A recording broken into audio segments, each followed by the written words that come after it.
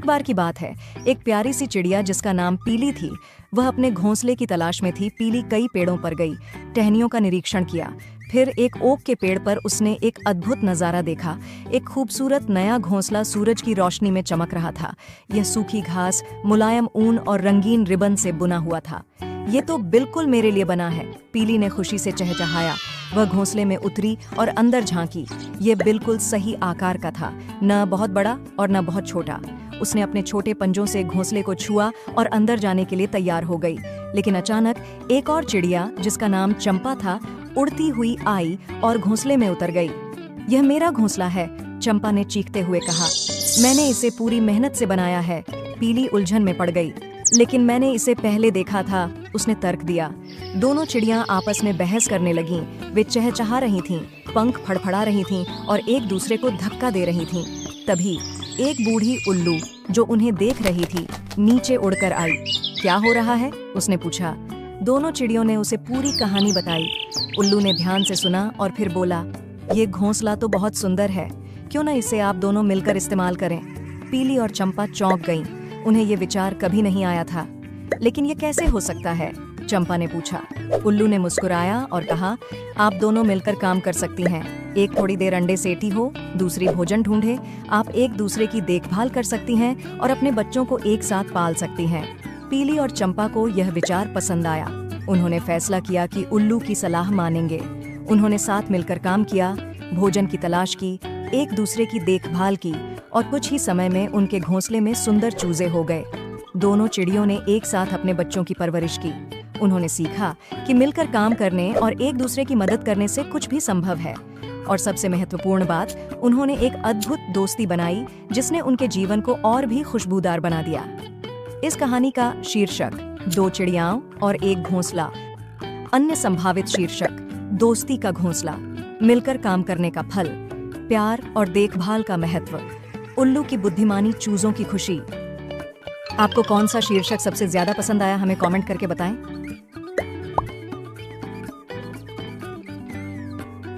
एक बार की बात है, एक प्यारी सी चिड़िया जिसका नाम पीली थी, वह अपने घोंसले की तलाश में थी। पीली कई पेड़ों पर गई, टहनियों का निरीक्षण किया।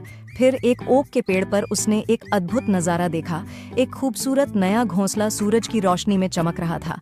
यह सूखी घास, मुलायम ऊन और रंगीन रिबन से बुना हुआ था। ये तो बिल्कुल मेरे लिए बना है, पीली ने खुशी से चहचहाया। वह घोंसले में उतरी और अंदर झांकी। ये बिल्कुल सही आकार का था, न बहुत बड़ा और न बहुत छोटा। उसने अपने छोटे पंजों से घोंसले को छुआ और अंदर जाने के लिए तैयार हो गई। लेकिन अचानक एक और चिड़िया, जिसका नाम चंपा था, उड़ती हुई आई और घोंसले में उतर गई।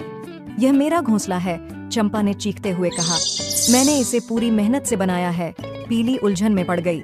लेकिन मैंने इसे पहले देखा था, उसने तर्क दिया।